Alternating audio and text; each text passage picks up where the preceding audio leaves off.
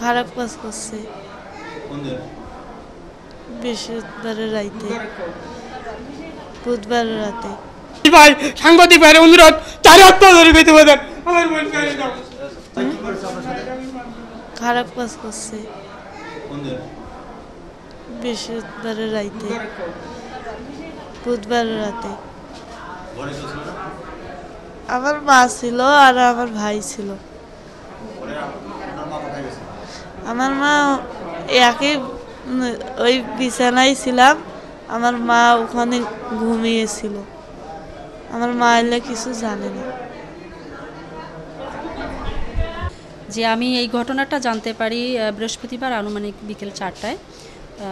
স্থানীয় এক চাচা এবং ভিকটিমের স্বামী এবং বাড়িওয়ালা সহ আমার অফিসে আসেন এবং অভিযোগ করেন যে মেয়েটাকে গত রাত সারা রাতে তার উপর পাশবিক নির্যাতন করা হয়। খালেক নামে মানে ওনার বিয়ের ঘটক আর কি, সে সারা রাত যাবে মেয়েটার উপর পাশবিক নির্যাতন করে। তারপর মেয়েটা যখন আর্তনাদ করে আমাকে বলেছিল, আমি সাথে সাথে শুনে নেই কোথায়, তখন ও বলেছিল যে গঙ্গাচড়ার থানার আওতাধীন বড়ইবাড়ি নামক স্থানে। সেখানে আমরা প্লেস অফ অকারেন্স যেহেতু, সেখানে আমরা স্থানীয় থানা গঙ্গাচড়াতে সাথে সাথে ফোন দিই এবং ভিকটিমকে আমাদের সংস্থা থেকে ভিকটিম স্বামীকে সাপোর্ট দেওয়ার জন্য লোক সহকারে গঙ্গাচড়া থানাতে পাঠিয়ে দিই। ওসি সেদিন ছিলেন না, ওখানে এজাহারটা নিয়েছে বাট রেকর্ড করা হয়নি সেদিনই। তারপর গতকালকে শুক্রবার ছিল, আমি আমার ব্যক্তিগত কাজে রংপুরের বাইরে যাই। সেখান থেকে জানতে পারি রাতেই যে মেয়েটা শারীরিকভাবে খুব অসুস্থ, তার ব্লিডিং হচ্ছে এবং বমি করছে, সে কিছু খেতে পাচ্ছে না। তারপর আমি সাথে সাথে চলে আসি এবং আমি এসপি স্যারকে আজকে জানাই যে বিষয়টার বিষয়ে। স্যার আমাকে উপদেশ দিলেন যে আপনি প্রথমে হাসপাতালে তাকে ভর্তি করান, তারপর আমরা ইনশিওর ব্যবস্থা নিচ্ছি। তখন আমি তাকে হসপিটালাইজড করি এবং এখানে নিয়ে আসি, নিয়ে এসে ভর্তি করাই এবং ট্রিটমেন্ট চলছে। আমার বউ, আমি বুধবারে হোটেলে কাজ করি।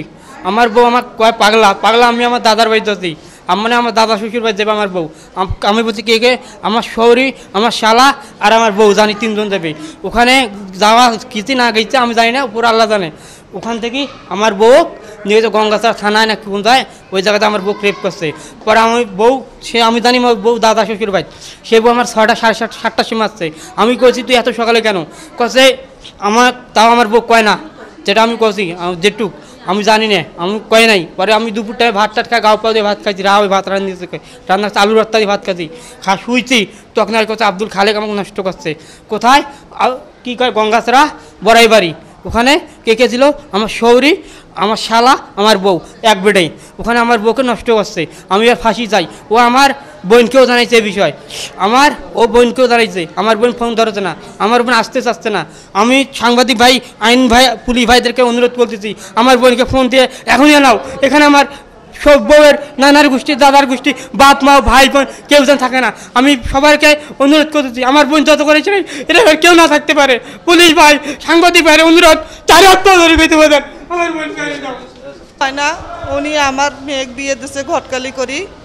এই সম্বন্ধে আমার মেয়ে হলো একটা ধরা ছিল, জিন ধরা ছিল, এক মনে করো অসুস্থ হয়েছিল, ভাত খাবার পাই নাই, মনে করো বোবার মতো হয়েছিল। উনি প্রবৃত্তি চিকিৎসা করি উনি ভালো করছে। এই তখন থেকেই তার সাথে পরিচয়। তার পরিচয় হওয়ার পর উনি ঘটকালি করে আমার মেয়ে বিয়ে দিছে। দেওয়ার পর ওনার মনে জেলে শয়তানি তা আমি জানি না ভাই। আমি ওনার কাছে 15,000 টাকা পাই। উনি বলছে আমি আপনার টাকা দেবো, সে টাকা নিয়ে যান, আপনার মেয়েকে নিয়ে আসে, সন্ধ্যায় এসে টাকা নিয়ে যান। আমি কই না, আমার মেয়ে তো যাবার নাই, কয় নিয়ে আসেন।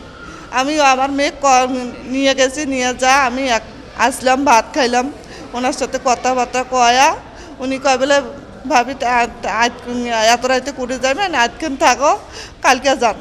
ওরা ওখানে আসলাম, উনি আসে এক সাইডে, আমার মেয়ে আমি একসঙ্গে, আমার ছেলে সন্ধ্যায় আসলাম। আমার মেয়ে যেই কাজ করছে ভাই তা আমি বলতে পারি না ভাই।